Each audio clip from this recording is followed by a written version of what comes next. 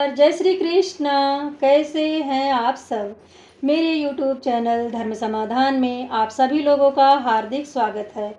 आज हम आपको शिव रक्षा स्रोत हिंदी में सुनाने जा रहे हैं। इसे अभयंकर स्रोत भी कहा जाता है। इसे ऋषि याज्ञवल्क्य जी ने लिखा हुआ है।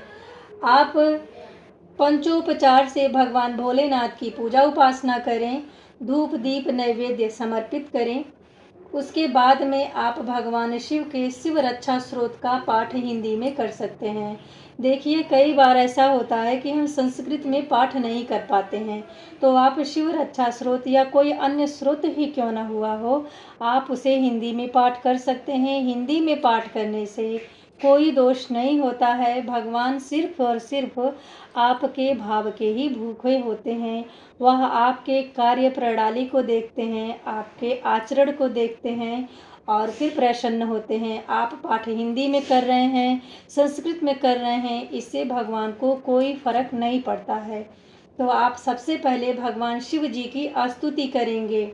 आप कहें, नमः शिवायास्तु निरामयाय, नमः शिवायास्तु मनोमयाय, नमः शिवायास्तु सुरार्चिताय, तुभ्यं सदा भक्त कृपा पराय, नमो भवायास्तु भवोद्भवाय, नमो अस्तुते ध्वस्त मनोभवाय, नमो अस्तुते गूढ़ महाव्रताय, नमो अस्तुते माया गहना श्रेयाय, नमो अस्तुते सर्वाय नमः शिवाय, नमो अस्तु सिद्धाय पुरातनाय, नमो अस्तुते कालाय नमः कलाय, नमो अस्तुते कालकला गीताय, नमो निसर्गात्मक भूतिकाय, नमो शरण्याय नमो गुणाय, नमो अस्तुते भीम गुणानुगाय, नमो अस्तु नाना भुवनाधिकर्त्रे, नमो अस्तु भक्ता भीमदा प्रदात्रे, नमो अस्तुते कर्मा प्रसवाय धात्रे, नमः सदा ते भवन सुकर्त्रे, अनंत रूपाय सदैव तुभ्यं, असह्य कोपाय सदैव तुभ्यं, अमेयमानाय नमोस्तु तुभ्यं, वृषेन्द्रयानाय नमोस्तुभ्यं, नमः प्रसिद्धाय महषधाय, नमो अस्तुते व्याधिगणापहाय, नमो अस्तु व्याधिगणापहाय, चराचराय विचारदाय कुमारनाथाय नमः शिवाय, ममेश भूतेश महेश्वरोषि, कामेश वागीश बलेश धीश, क्रोधेश मोहेश परापरेश, नमो अस्तु मोक्ष गुहाशेष, मृत्युंजय महारुद्र त्वाहि मां शरणागतं, जन्म मृत्यु जरा व्याधि पीडितं कर्म बंधनः, मृत्युंजय रुद्राय नीलकंठाय शंभवे, अमृताशाय सर्वाय महादेवाय ते नमः, वंदे महाकाल महासुरेशं, वंदे महाकाल महासुरेशं, गुरुर्ब्रह्मा गुरुर्विष्णु गुरुर्देवो महेश्वरः, गुरु साक्षात् परम ब्रह्म तस्मै श्री गुरुवे नमः।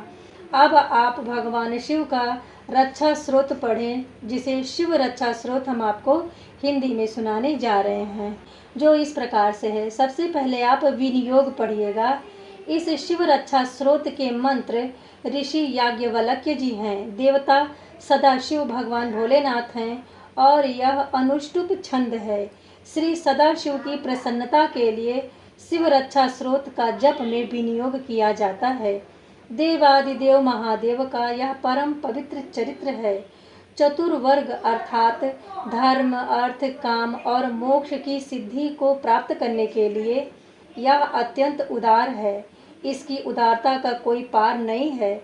साधक को गौरी और विनायक से युक्त अर्थात साथ हैं जो त्रिनेत्रधारी पंचमुख वाले उन 10 भुजाधारी भगवान शिव का ध्यान करना चाहिए और शिव रक्षा स्रोत का पाठ करें।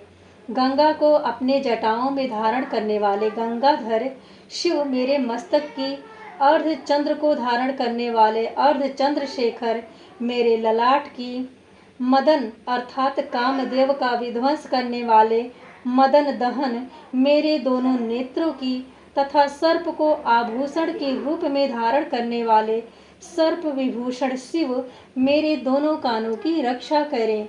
हे भगवान भूत भावन, त्रिपुरासुर का संहार करने वाले त्रिपुरारी मेरे नाक की संपूर्ण जगत की रक्षा करने वाले जगतपति, मेरे मुख की वाणी के स्वामी बगीश्वर, मेरे जिह्वा की तथा नीलकंठ महादेव मेरे गर्दन की रक्षा करें।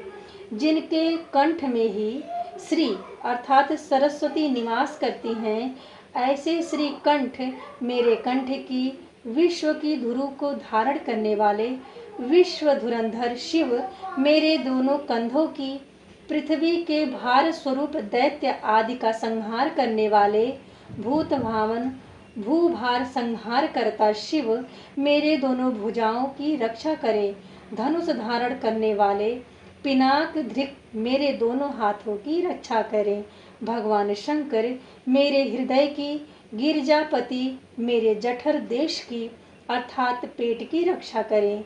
भगवान मृत्युंजय महादेव मेरे नाभि की रक्षा करें तथा व्याघ्र चर्म को वस्त्र रूप धारण करने वाले भगवान शिव मेरे कमर की रक्षा करें। दीन दुखियों और शरणागत के प्रेमी दीनार्थ भक्त शरणागत वत्सल मेरे समस्त हड्डियों की महेश्वर रक्षा करें। मेरे उर्वों की तथा जगदीश्वर मेरे घुटनों की रक्षा करें।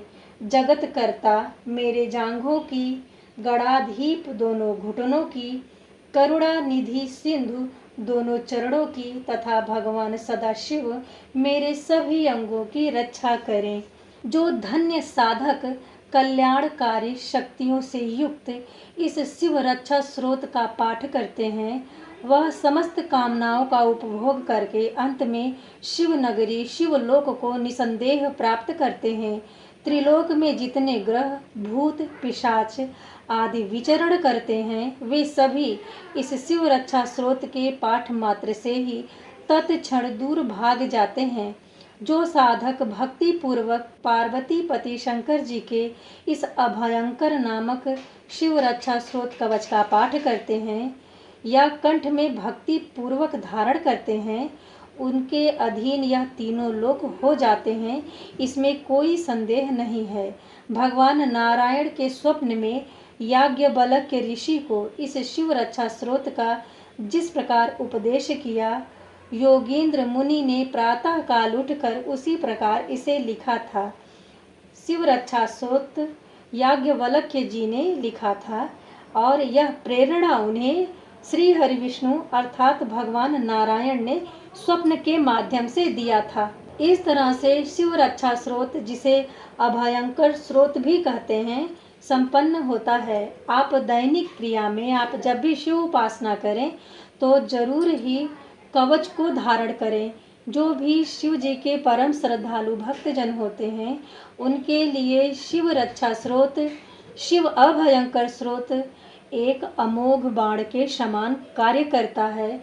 आप भगवान शिव के सानिध्य को तो प्राप्त करेंगे ही करेंगे, आपको कभी भी अकाल मृत्यु नहीं आएगी। जरा पीड़ा रोग व्याधि से आप बचे रहेंगे, सुरक्षित रहेंगे, आपका कोई शत्रु अहित नहीं कर पाएगा। इसलिए आप दैनिक पूजा पाठ करने से पूर्व ही शिव रक्षा कवच को जरूर धारण करें। इसके बाद में आप जो भी स्रोत मंत्र पाठ करना चाहते हैं, निसंदेह करें, भगवान शिव की आपके ऊपर असीम कृपा होगी। आप सावन के माह में पढ़ें या आप जब भी शिव जी के प्रति अनन्य भक्ति प्रकट करना चाहें, उस दौरान भी शिव रक्षा कवच धारण करके आप पाठ कर सकते हैं।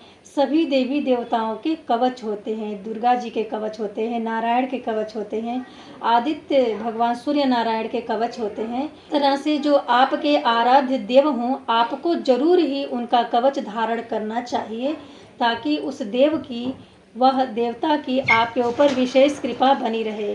वीडियो में दी गई जानकारी से यदि आप जरा सा लाभान्वित होते हैं तो कमेंट बॉक्स में हर हर महादेव जरूर लिखें। मिलते हैं अगले वीडियो में।